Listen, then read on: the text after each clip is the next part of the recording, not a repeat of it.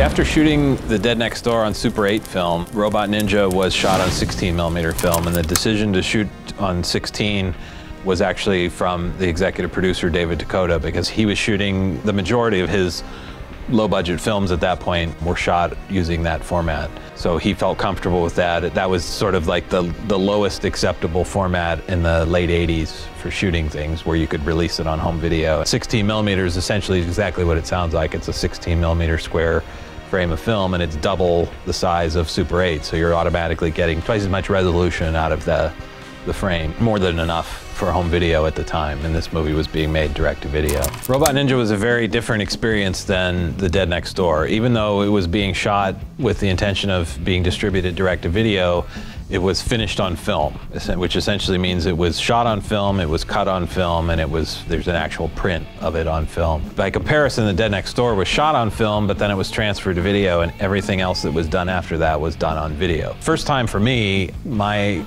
director of photography, Mike Tolochko, and my associate producer, Scott Plummer, they had shot a show reel for a film that they were trying to raise money called The Weeping Forest, and they had shot on 16mm. So they had actually shot on 16 before I had, and they knew a guy in Akron, Cuyahoga Falls area, named Rich Perrine, who had a company called The Imagination Industry, and he did mostly industrial films and things like that. But he had all the equipment. He had the Aeroflex BL camera and the lighting package and all the stuff you need to make a movie, essentially.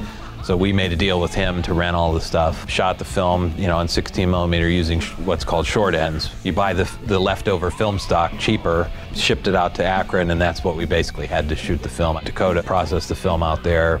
We would cut it in Ohio, send it back to him in LA, and they would conform the negative and then make the answer print and the final 1-inch video transfer, which was used to make the dubs for the original VHS release. Around 1999, I had decided to start doing remastered versions of some of the movies that I had made, and basically by the mid-2000s, when Anchor Bay distributed The Dead Next Door, pretty much had done everything with the exception of Robot Ninja. Part of the main reason why Robot Ninja hadn't been really remastered up to that point was, one, that I had essentially disowned the movie. I just was never happy with the way it turned out. The post-production had been short-cutted, and it was not a good experience. But the bigger problem was that no one knew where the negative was of the film. I had, for years, had owned the answer print of the film, and basically what it is when you shoot on 16mm and you cut the negative, then you make a print that has all the color timing, the black levels, everything is sort of locked in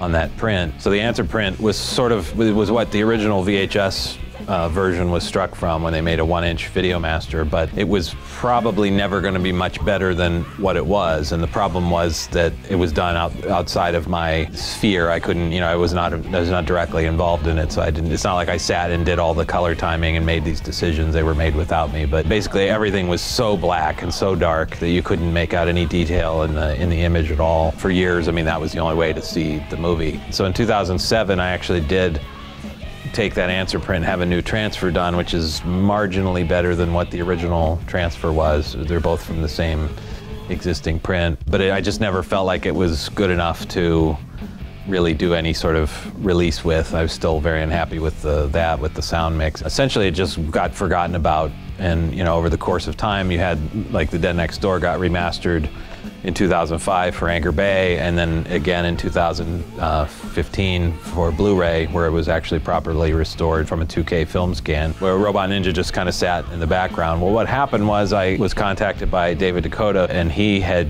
gotten a call from somebody who had cleaned out a lab out in LA, but somebody had the negative for a number of his movies, including Murder Weapon, Deadly Embrace, Nightmare Sisters, and Robot Ninja. So he called me and said, hey, well, this is yours. If you want to give me a FedEx number, I'll ship it back to you and you can do whatever you want with it. So, of course, as soon as I got it, I sent it out, had a 2K film scan done, and when I got it back and realized, this was what I had been missing all along, I sort of said, all right, I'm going to do this and try and improve all the things that were wrong with this movie as much as you can without reshooting something, and fix it and issue it in a properly restored version. Now, there were a couple of challenges with that, because with the original answer print, there were slugs where the titles were, which was nothing more than a simple slideshow that I had done in the Commodore Amiga 500. Because all that was done in standard definition, you know, it was just no way. It could have been up converted and inserted, but the titles weren't good enough to reuse them anyways. So I went back to Dave Lang, who was the person who designed the original Robot Ninja costume and did all the comic book artwork. I rescanned all of his comic book panels, which I had kept over the years, took them out of mothballs and did new clean scans and cleaned them up as much as I could. And I handed it off to him and said, make me a title sequence that looks like it might have come out of a Marvel movie or something, you know, something that is befitting of the rest of this whole restoration process. And he came up with just knockout 4-minute sequence that just, you know, now it's animated, it's very lively and, you know, a whole new thing. And then I was able to redo the end credits with the cast recap and the end crawl and all that kind of stuff too, extending it, but choosing different pictures that I liked better and things like that. Dave also did a very cool little animated Tempe Digital logo that sort of, we riffed on the whole Marvel Comics thing where you got the comic book pages flipping and all that kind of stuff. Because it's a comic book movie, it just sort of was like a fun little touch. There were also problems that had plagued the movie for years because of that the way the original negative was cut and the answer print. And one of those was, there's a dialogue scene right before Leonard Miller goes out as the Robot Ninja for the first time where he's talking to the doctor. And there's like 2 dissolves right in the middle of a dialogue scene. And I think what had happened was either we had marked the work print wrong when the film, the 16mm film was done, or they had misread the markings. Because back then you had a work print, which was like just one light quick transfer of the film, and you were cutting physical film and you were marking it with grease paint where these transitions were supposed to go. But anyways, you had these 2 dissolves in the middle of a dialogue scene, which was just like bothered me for the longest time. And then there were also a couple of occasions where, I think towards the end in the junkyard where the Robot Ninja's fighting Godi Sanchez, where she's supposed to hit him with the one last time with the tire iron, and it's literally just cuts to a shot of him standing there. And it was sort of like, you hear the sound, but it's not the correct picture. So these things just drove me nuts over the years, and it just, not only does it makes me look unprofessional, makes the film look worse than it, you know, is. So there was small improvements that could make a big difference. Having access to the cut negative allowed me a chance to fix those things once and for all. Dave Dakota had a house that he used to do the negative cutting, and it's basically somebody just has to go through your work print and match. They basically cut the negative, cut those pieces out and reassemble the film. It's called a 16mm A-B roll, and essentially what the A-B roll is, it's a checkerboard. Like you have 2 strips of film, you have 1 shot here, 1 shot here, 1 shot here, 1 shot here. It's essentially just like you have a shot, a slug, a shot, a slug. When you do the answer print, basically those 2 pieces are married into one. They put them both up and they merge them into one image. Like where there's 1 shot, goes through the gate, then the next shot will be on the next roll, and it just keeps going back and forth. The reason for that is that you have extra pieces of film on both sides. If you have a dissolve, say it's a 2-second dissolve, you would have extra film here, extra film on the B-roll. When those merge together, they essentially create that dissolve, that image of the 2, or a fade, or whatever the case may be. I think because the budget of the film was so low, a lot of mistakes were made in the negative cutting, that they had Dr. Butcher MD come in the middle of the night to cut this thing for cheap.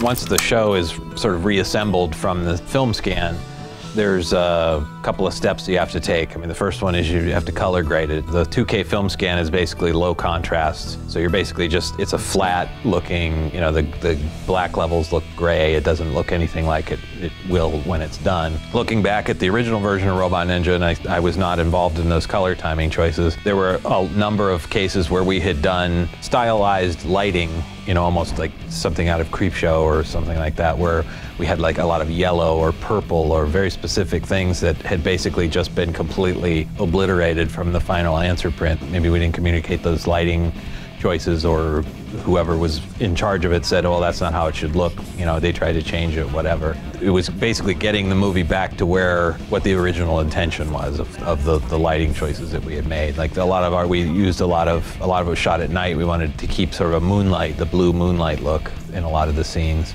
And there were certain areas like in the junkyard where there's sort of a yellow cast to some of the lighting. those were conscious choices. So I wanted to keep those, but the one thing about the answer print was that the black levels had been crushed to the point where you just made out no detail. Like especially in the junkyard scenes at the end, they could have been, for all intents and purposes, been actors standing in a studio in front of black cloth because you didn't see anything behind them. But the 2K film scan brings out all of those details, and essentially what happens is you can still time it to where you have the nice solid black levels, but you're actually seeing details you would have never seen before. The color timing also corrects one big thing the film had been criticized for years about, that we had brown blood. And indeed, when the film was shot, we went through so much fake blood that the guys were having to make it out of anything they could find. So in some of the scenes in the movie, actually, the blood was brown because they were making it out of Murphy's oil soap and all these crazy things. And anytime it didn't go in somebody's mouth, it was made out of some other substance beyond Karo corn syrup. It was whatever they had at their disposal at the time. So that's why a lot of the blood was discolored. So a lot of my color timing choices were driven by trying to get it back to where the blood should be nice crimson color and all that kind of thing. So really it was just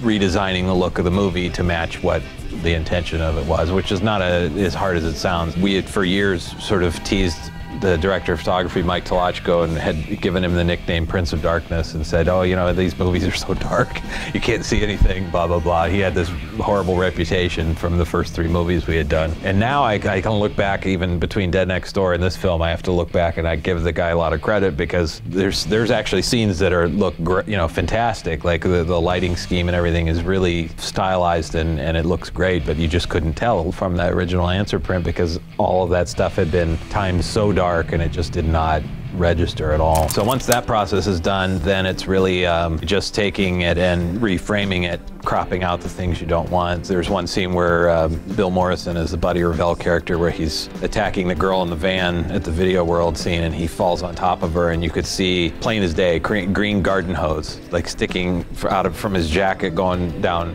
his back of his pants. They were using it to pump blood.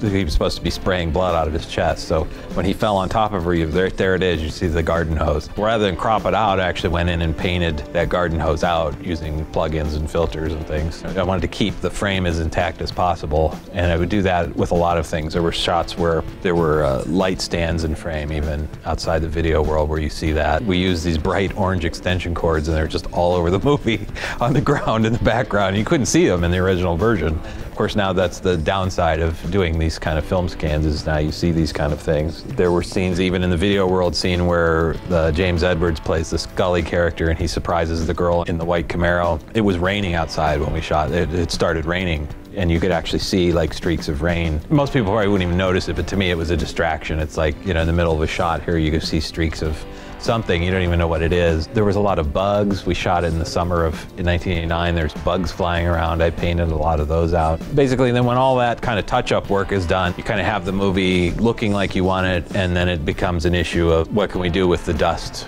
scratches, dirt, blotches. For the most part, the transfer was pretty clean. They clean the film before they transfer it, but once you dive into cleaning, it's never clean enough. It's because you're shooting short ends that you have to, you don't know what you're getting. Certain reels of film are dirtier than others because they were improperly stored or, whatever. The approach I took, which I did on the Dead Next Door, was to go through the film essentially frame by frame, all these shots, and remove the stuff manually. And it's very time consuming. I spent probably the better part of an entire month basically doing nothing but cleanup work. There were certain shots where the edit points where they had glued the 2 pieces of film together, the 2 pieces of negative together, where the those 2 adjacent frames, just not the shot, but just the frames were just speckled. There's a shot of where Linnea Quigley is leaving the frame in the comic book publisher's office where it was just, almost the entire frame was just like ba-boom, just nothing but just splotches. And I don't know what happened, if they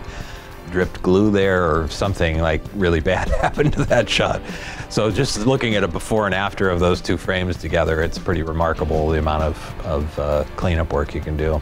Once the film is cleaned up, then the next part is to do some noise reduction, which is not always a popular thing to do because a lot of studios tend to take it overboard to the point where you have like literally no grain, no noise, nothing. You have this waxy look to people's faces and things like that. Well, that wasn't the approach I took. It's very subtle, Most of the noise reduction was in the 4:3 version of the film with the original aspect ratio. It's just the night shots, and it's basically just to cut down a bit on the grain and the noise from shooting the scenes at night. I really didn't apply it at all to the daylight shots. On the 16:9 version where it's cropped, you're pushing in a little more on the image, so I did put some light noise reduction on the entire show from beginning to end, but it still looks, you know, like a movie. And then there was the sound. The sound on this film never was to my satisfaction. I had a guy who was pretty well versed in audio engineering named Mike Render, who had a cameo in the film. He knew more about audio than I did, so I somehow convinced him to come in and help build a lot of the tracks, and he did the majority of building the sound effects. And this is back at a time, you know, there weren't sound effects CD libraries. We had to literally create a lot of that stuff from scratch. We did the best we could. I mean, it's the things that bothered me specifically were the sounds of all the vehicles.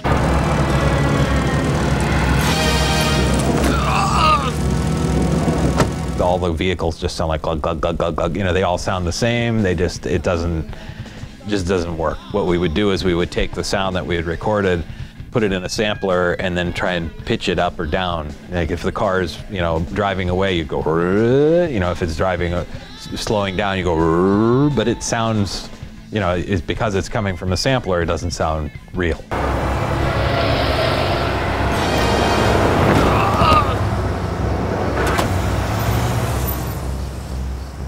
The other thing was the gore effects, because, you know, here you have these great visual gags and there's a ton of gore in that movie, but the sound effects just didn't have any meat to it, I guess is the way to describe it.